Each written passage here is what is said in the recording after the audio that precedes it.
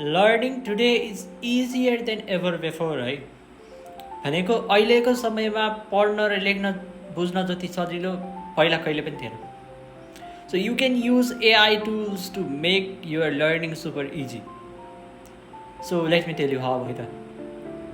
It's not about working harder, it's all about working smarter.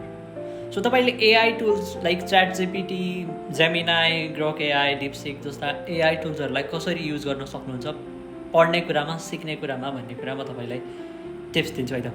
First कुरा, यदि तपाईँले कुनै एउटा थ्योरी, कुनै पनि कन्सेप्ट पढिराख्नु भएको छ भने त्यसलाई एकहोरो नपढिराख्नुहोस्. त्यसको बारेमा इन्टरेक्सन गर्नुहोस्, डिस्कसन गर्नुहोस् च्याट जिपिटी अथवा अरू कुनै एआई टुलसँग.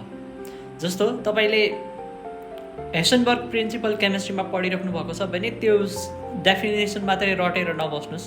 एकचोटि पढ्नुहोस् अनि त्यसपछि च्याट जिपिटीसँग इन्टरेक्सन गर्नुहोस्. हेसनबर्ग प्रिन्सिपल भनेको के हो, यसलाई कसरी बुझ्न सकिन्छ होइन, अनि त्यसको बारेमा तपाईँले सब्जेक्टिभ अब्जेक्टिभ क्वेसन्सहरू सबै बनाउन भन्नुहोस् उसलाई अनि त्यसको आन्सर दिनुहोस्. सो त्यो एक टाइमको लर्निङले तपाईँलाई सधैँभरिलाई काम लाग्छ. बिकज तपाईँले त्यहाँनिर रट्नु मात्रै हुँदैन क्या, सबै कुराहरू बुझ्नुहुन्छ स्टेप बाई स्टेप. अनि उसलाई भन्नुहोस् म एकदमै नयाँ छु, मलाई एकदमै राम्रोसँग पढाऊ भनेर उसले पढाइदिन्छ.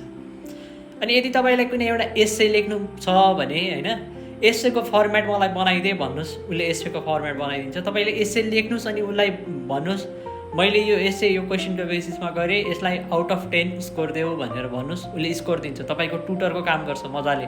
र उसले गरेको स्कोरिङ अलमोस्ट एक्युरेट हुन्छ है. के को बेसिसमा तपाईँले चेक गर्नु भन्ने हो त्यही बेसिसमा उसले चेक गरेर स्कोर पठाइदिन्छ. सो तपाईँले मक टेस्टको रूपमा, मक टेस्टको लागि पनि एआई टुल्स युज गर्न सक्नुहुन्छ.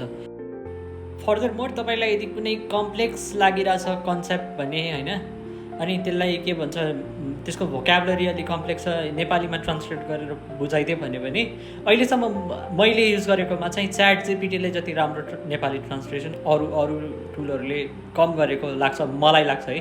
म रङ पनि हुनसक्छु. सो तपाईँलाई यदि कुनै कुरा कम्प्लेक्स लाग्छ, यो नेपालीमा भयो भने मैले राम्रोसँग बुझ्थेँ भन्ने जस्तो लाग्छ भने तपाईँले ट्रान्सलेट गरिदिउँ नेपालीमा भन्यो भने मजाले गरिदिन्छ है.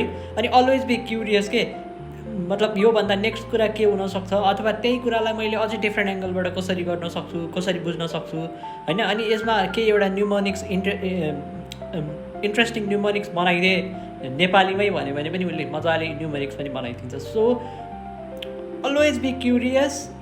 लर्निङलाई लिएर तपाईँ जति क्युरियस हुनुहुन्छ, जति तपाईँ इन्टरेक्ट गर्नुहुन्छ, जति डिस्कसन गर्नुहुन्छ एआई टुलसँग like as with your best friend, तपाईँको